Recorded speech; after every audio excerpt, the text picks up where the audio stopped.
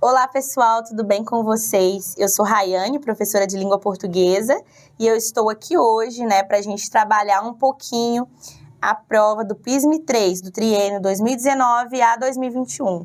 Então, hoje nós vamos trabalhar aí a provinha anterior, uma prova bem tranquila, só para deixar vocês mais tranquilos e para a gente mostrar aí realmente o que tem caído com mais frequência na prova de língua portuguesa.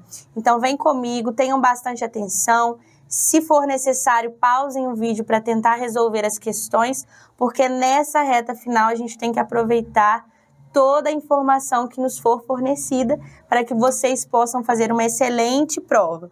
Então, sigamos aí com as questões objetivas, que vocês vão ver que estão super tranquilas. Leia o texto a seguir para responder as questões de 1 a 4. Texto 1. Quem tem medo de Paulo Freire? Uma intertextualidade aí, com uma música infantil. Força de uma educação humanista, inclusiva e emancipadora sempre prevalecerá.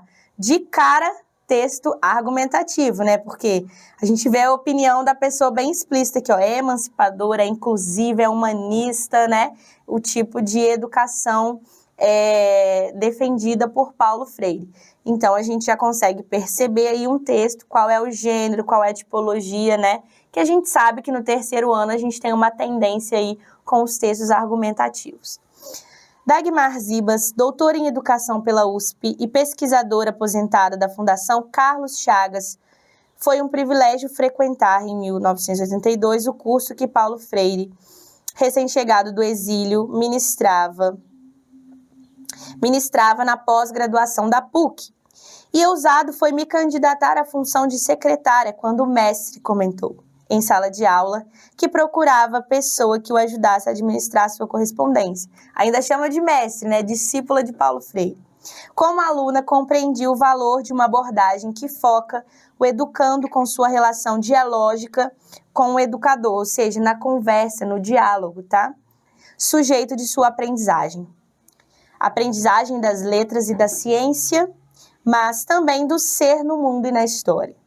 Adicionalmente, como secretária de Paulo Freire por 5 anos, experimentei um sentimento de perplexidade por lidar mensalmente com centenas de cartas provenientes de países tão distintos como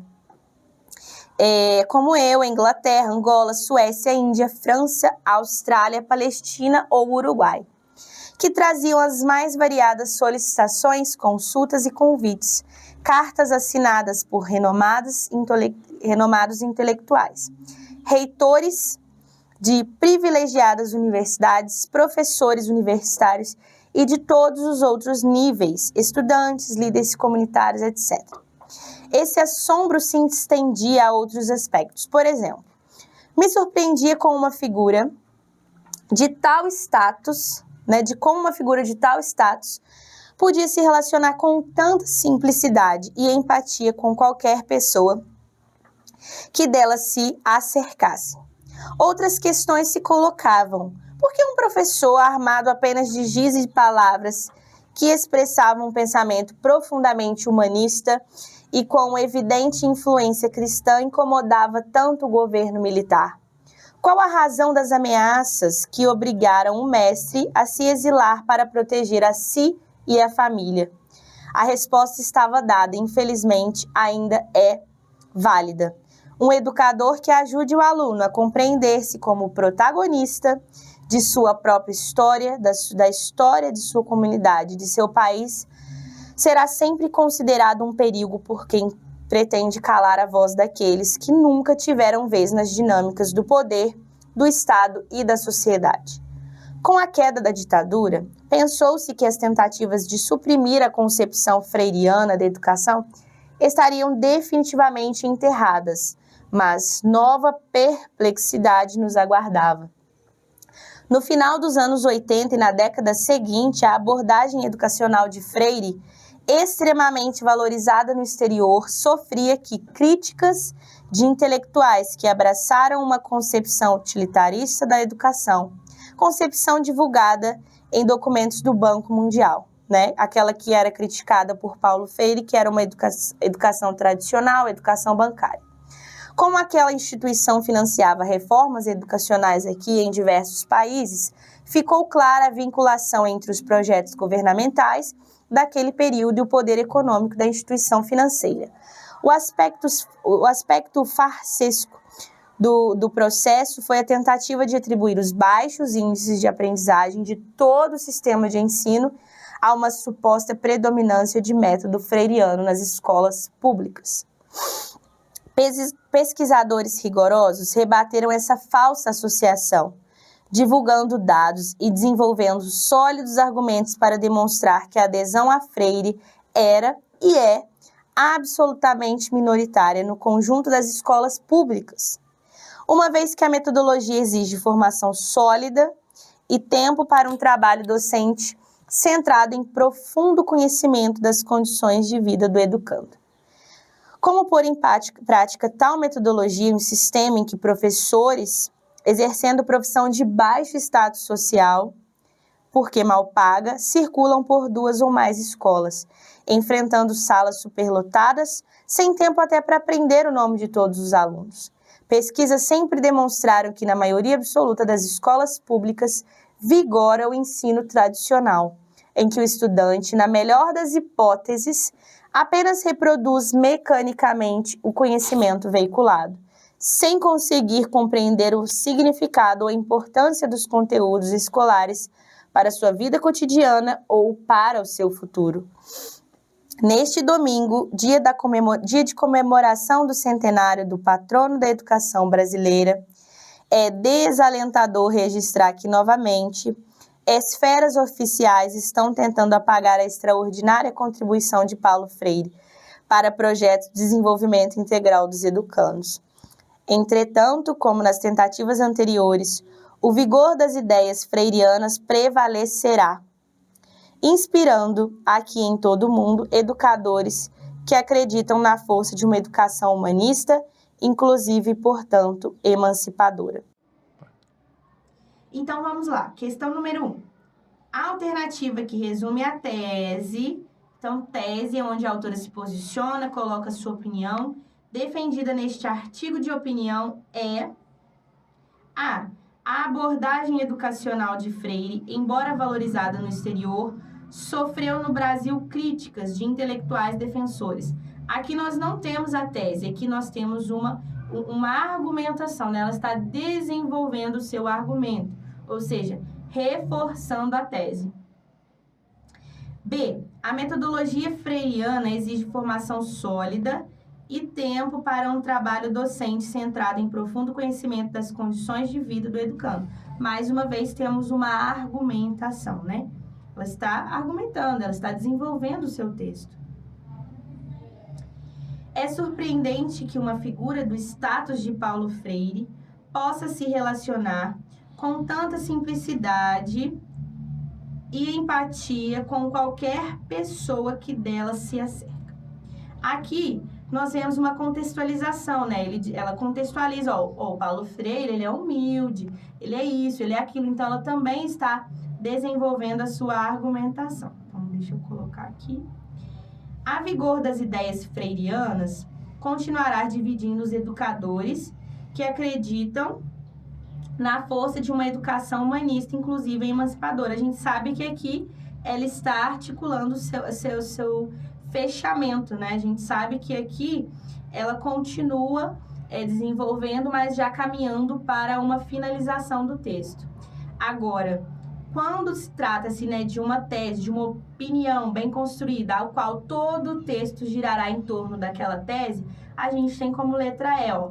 Paulo Freire será sempre considerado um perigo por quem pretende calar a voz daqueles que nunca tiveram vez nas dinâmicas de poder do Estado da sociedade.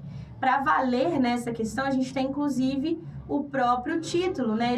Ela fala, quem tem medo de Paulo Freire? Então, aqui ela está falando que todos aqueles, né, que continuarão, que Paulo Freire sempre será um perigo para quem pretende calar a voz. Essa é a opinião. E ela vai trazendo todos esses elementos que a gente viu nas demais alternativas para fundamentar, para argumentar em cima da opinião dela. Então, sigamos aí. Questão 2. o subtítulo Força de uma Educação Humanista, Inclusiva e Emancipadora sempre prevalecerá. No contexto global do texto, o que isso significa para nós? Por que a gente coloca ali um subtítulo autoexplicativo? Justamente para antecipar o leitor elementos da opinião da autora a ser desenvolvida ao longo do artigo. Lembra que no início da minha leitura eu falei, olha só a opinião dela já sendo demarcada, ela chama de emancipadora, de inclusiva, isso é a opinião, né, que ela tem. Então, a gente vê que isso reforça o tema que será defendido, né, a tese e o tema do texto e, principalmente, né, ela vai antecipando esses elementos. Então, aumenta a credibilidade? Não. Induz o leitor à compreensão de que o medo será o tema? Não é isso, né, gente? Reforça a dúvida desencadeada pelo título? Não, o título foi, né, uma intertextualidade, né? Quem tem medo de Paulo Freire? Para antecipar ali o tema do texto. Tem o objetivo de responder antecipadamente a pergunta presente? Não, ela não responde. Na verdade, ela não responde a pergunta, né? Ela vai mostrando ali a resposta a essa pergunta só na sua argumentação. Então, como gabarito aí que eu já marquei para vocês, 2, letra A. Então, sigamos aí para a questão 3. Leia o seguinte trecho do texto 1. Com a queda da ditadura, pensou-se que as tentativas de suprimir a concepção freiriana da educação estariam definitivamente enterradas. Mas nova perplexidade nos aguardava. No final dos anos 80 e na década seguinte, a abordagem educacional de Freire, extremamente valorizada no exterior, sofria críticas de intelectuais que abraçaram uma concepção utilitarista da educação. Concepção divulgada em documentos do Banco Mundial. Então, a oração reduzida, extremamente valorizada no exterior, né, reduzida de particípio, reforça discursivamente a concepção utilitarista da educação criticada por Paulo Freire. Na verdade, não é isso, né? Ele está dizendo, olha, no exterior, todo mundo valoriza o Paulo Freire, mas no Brasil eles sempre tentam descredibilizá-lo, né? Tentando associá-lo a uma educação ruim que tem vigorado no Brasil, que ela chama de educação tradicional. Então, a gente tem a letra A aí fugindo um pouco desse tópico. B, a crítica à intelectualidade estrangeira, na verdade não, né? Ela fala, olha, há muitos cientistas, estudiosos da educação no exterior e eles valorizam tudo que foi construído por Paulo Freire. Na verdade, é justamente, né, desvalorização do pensamento humanista de Paulo Freire com o fim da ditadura? Não, ela não está desvalorizando, né?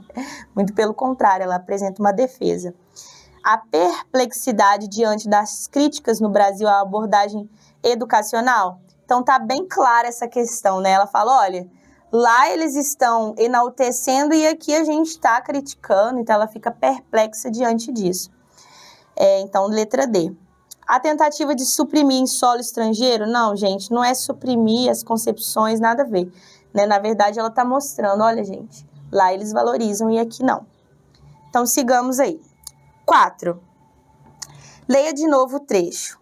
Neste domingo, dia da comemoração do cenário do patrono da educação brasileira, é desalentador registrar que, novamente, as esferas oficiais estão tentando apagar a extraordinária contribuição de Paulo Freire para projetos de desenvolvimento integral dos educandos. No trecho, em destaque a respeito do emprego da expressão esferas oficiais, é correto afirmar que, então, esferas oficiais, tá? É isso que a gente está analisando, a análise linguística da expressão. A expressão apresenta um eufemismo, não é uma suavização, né? Trabalhando aí com as figuras de linguagem. Na medida em que atribui o tom mais leve, não, gente. Aqui não é eufemismo. Eufemismo seria suavização de elementos. Paradoxo é a oposição de ideias. A gente tem um paradoxo, oposição de ideias? Não. Na medida em que esferas, aqui a gente já desconsidera, né? Refere-se a contextos não institucionais, na verdade não é isso, né?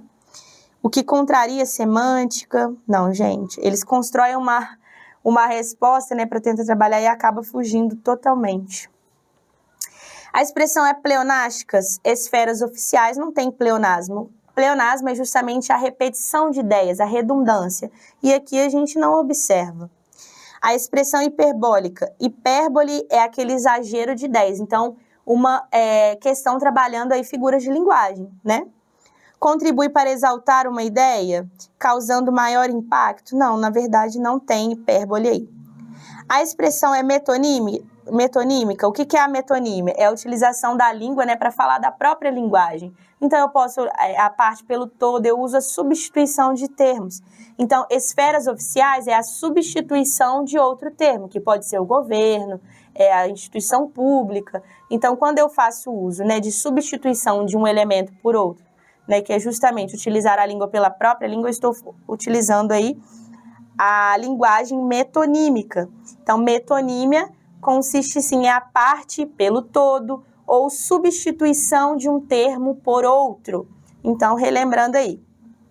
Então, contribui para menor comprometimento da autora? Sim, porque ela poderia falar o governo estadual, o governo federal, e aí ela fala de esferas oficiais, ou seja, pode ser o Ministério da Educação, né? É uma esfera oficial que discute, pode ser as escolas. Então, para ela não se comprometer, ela utiliza aí a substituição de um termo por outro, né? Então, letra E é o nosso gabarito.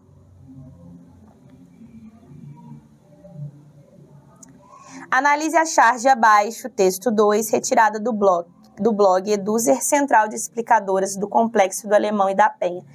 Então, aqui a gente tem um professor, a gente tem os alunos e a gente vê que a cabeça deles estão abertas. Isso aqui está quase explodindo, né? De não aguenta mais informação.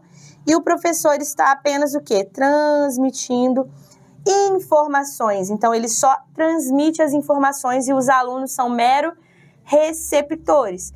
Isso é uma ideia que o Paulo Freire criticava, né? Porque ele falava, aluno não é receptor de informação, aluno é protagonista, né? Ele participa, ele é o sujeito da aprendizagem, como a gente viu no texto. Então, isso não condiz. Essa charge se contrapõe a qual frase do educador? Então, eu já dei um spoiler aí para você. Aqui é uma questão que envolve tanto a interpretação, a compreensão do texto, como um pouco de conhecimento, né, de mundo, ok? A educação é um ato de amor, por isso um ato de coragem? Não. Ensinar não é transferir conhecimento, não está transferindo conhecimento, mas criar possibilidades para a sua própria produção ou sua construção. Então, aqui claramente a gente tem ali os alunos recebendo e ele está falando, gente, ensinar não é transferir conhecimento, é que se contrapõe à ideia apresentada na charge. Então, aqui claramente a letra B, né? Mas vamos terminar de ler. Quando a educação não é libertadora, o sonho do oprimido é ser opressor? Na verdade, a gente não tem uma relação de opressão sendo explícita aqui.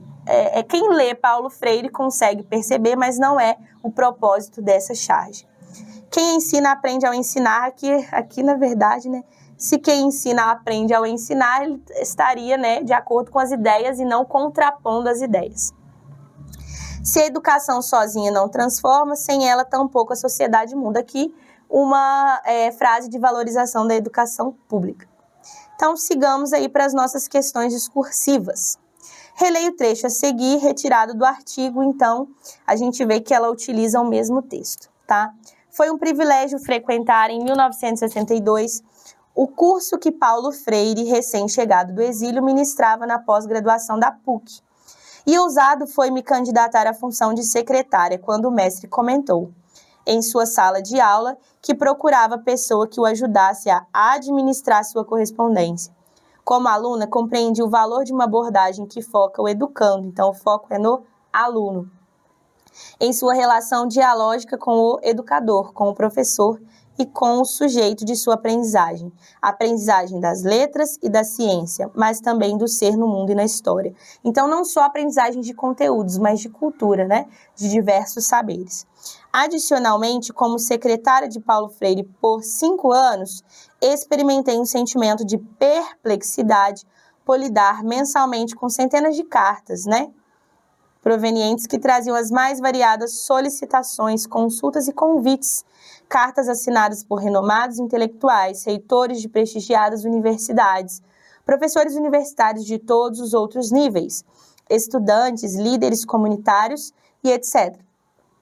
Esse assombro se estendia a outros aspectos. Por exemplo, me surpreendia como uma figura de tal status podia relacionar com tanta simplicidade e empatia com qualquer pessoa que dele se acercasse. 1. O texto acima está escrito em primeira pessoa do singular. Por que a gente pode utilizar? Vamos pensando já. Característica que não é usual. A gente ensina para vocês, né, lá na aula de redação. Pessoal, vai escrever artigo de opinião, vai escrever texto dissertativo expositivo ou argumentativo? Utilizem a terceira pessoa, né? Valendo-se tanto do pronome, né, ou do sujeito indeterminado, porque fica melhor, a gente não utiliza linguagem pessoal em textos argumentativos. Mas aqui está perguntando, então, por que ela fez isso? Este é um recurso. Quando eu opto por escrever um texto em primeira pessoa, a minha intenção comunicativa é justamente me aproximar do leitor. Então, aqui é uma questão muito simples. Vocês deveriam dizer que a autora, ela faz uso, né, da primeira pessoa do singular, justamente para se aproximar dos seus leitores, né, para sensibilizar os seus leitores acerca da causa ali que ela está defendendo. Como é um texto argumentativo, ela está tentando nos convencer. Então, como que eu posso convencer alguém? Opa, vou me aproximar um pouquinho, né, do meu leitor. Então, esse é o recurso que ela utiliza. E é só vocês escreverem ali em poucas linhas que ela quer se aproximar do leitor. Mas lembre-se, não coloca a resposta tão vaga, né? Começa bonitinho, começa a elaborar a autora, vale-se da linguagem, da primeira pessoa, para se aproximar de seu público-alvo, né? Trabalhando ali a fim de convencer os leitores sobre sua tese, sobre seus argumentos, ok? Então, questão bem tranquila. Sigamos. 2. Leia o seguinte período do texto 1.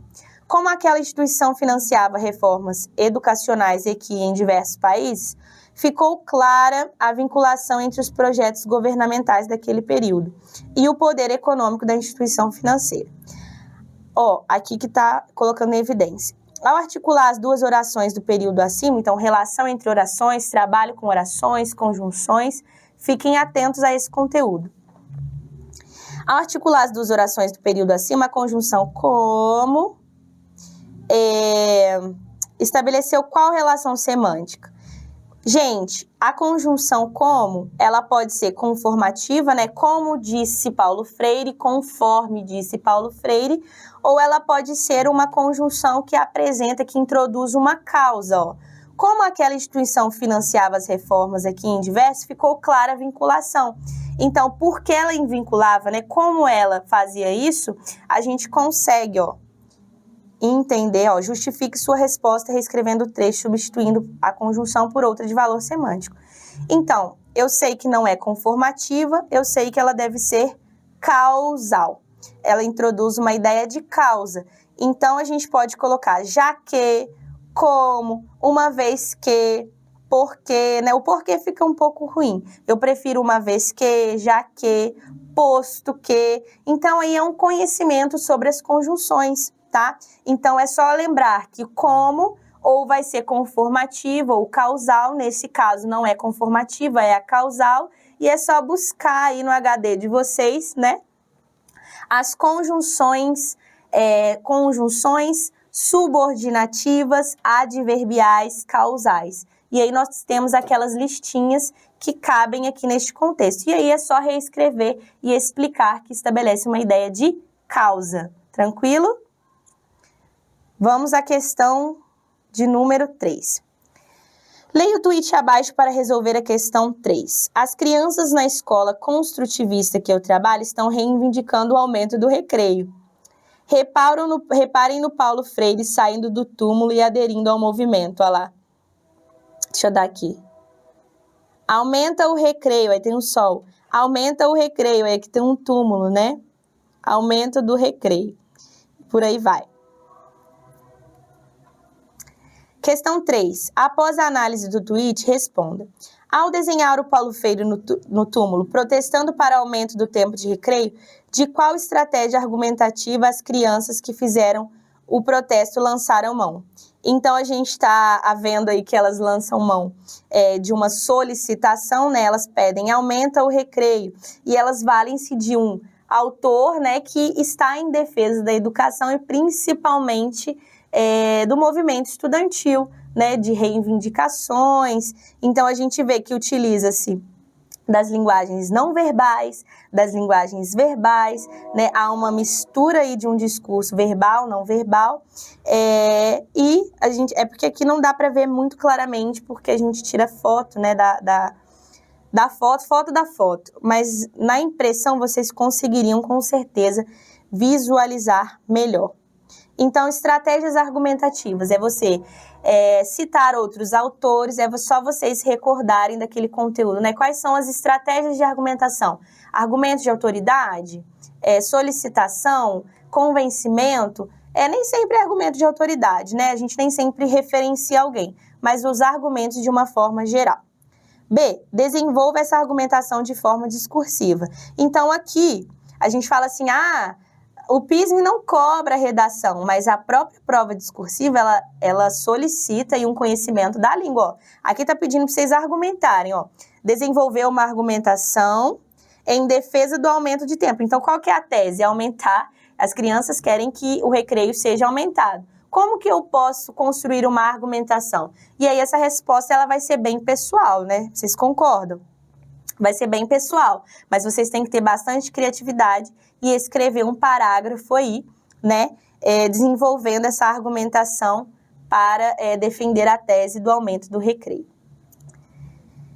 Próximas questões. Leia o trecho abaixo, texto 6, retirado do primeiro capítulo da Pedagogia da Autonomia do Paulo Freire. Quem ensina aprende ao ensinar e quem aprende ensina ao aprender. Quem ensina alguma coisa a alguém. Por isso é que, do ponto de vista gramatical, o verbo ensinar é um verbo transitivo relativo. Verbo que pede um objeto direto e um objeto indireto, né? Alguma coisa a alguém.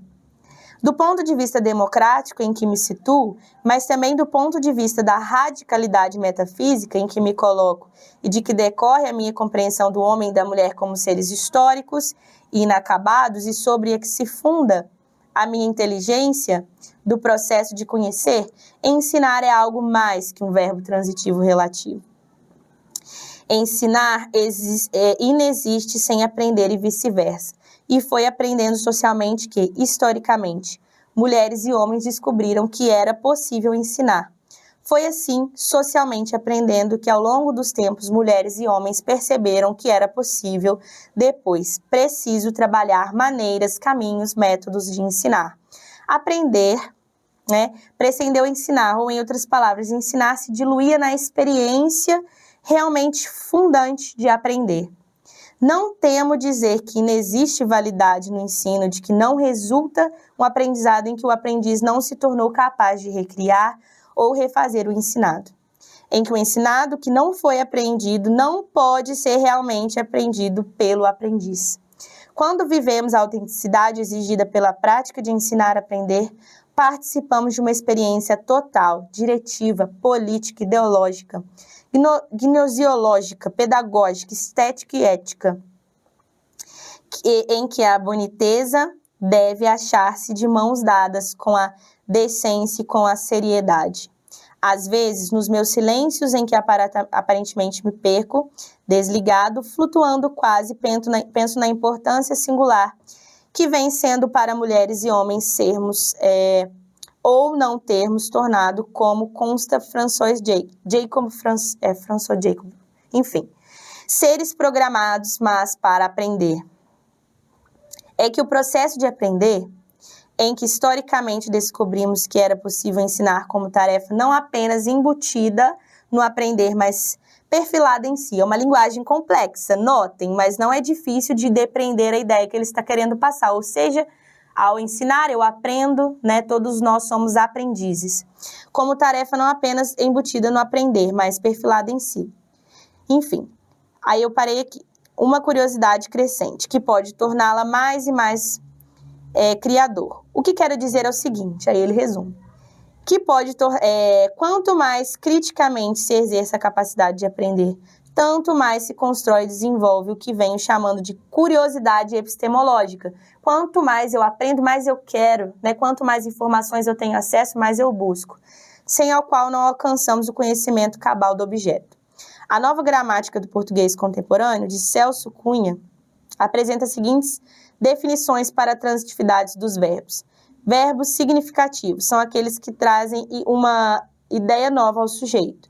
Podem ser intransitivos e transitivos, ou seja, intransitivos que não pedem complemento, né? E transitivos, aqueles que precisam de algo para complementar o significado. Os verbos transitivos podem ser diretos e indiretos. Indiretos quando pedem preposição e diretos quando eles não são ligados por nenhum tipo de preposição. E os reflexivos, né? No verbo olhar, por exemplo, ó, ele se olhou no espelho. Então, olhar a si mesmo traz uma ideia de reflexividade. Tanto pratica quanto sofre a ação. Questão 4. Sabendo que essas classificações verbais não são definitivas, já que é o uso na sentença que explica a decisão tomada pelo falante, ou seja, às vezes eu classificar um verbo tem que ser a partir do contexto, porque ela não vai ser definitiva. E considerando a argumentação desenvolvida acerca das relações entre ensinar, explique qual das definições elencadas acima melhor expressaria o pensamento do educador sobre o verbo ensinar. Então, ele diz que o verbo ensinar, né, ele traz isso no texto. Então, aqui é uma questão que eu encontro a resposta no texto. A autora, ela desenvolve que o próprio autor, né, em seu livro, na parte ali colocada do livro, diz que o verbo ensinar, quem ensina algo para alguém. Então, seria um verbo bitransitivo, né? Um verbo transitivo direto e indireto, porque ele pede dois complementos, mas aqui ele vai muito além de só ensinar algo a alguém. Ele vai de ensinar e aprender, ou seja, é recíproco. Então, se nós observarmos aqui, ó, deixa eu só voltar. Verbos reflexivos. Vemos que no caso do verbo olhar, a ação praticada pelo sujeito ocorre no próprio sujeito, ou seja, quando o sujeito gramatical é ao mesmo tempo agente e paciente da ação.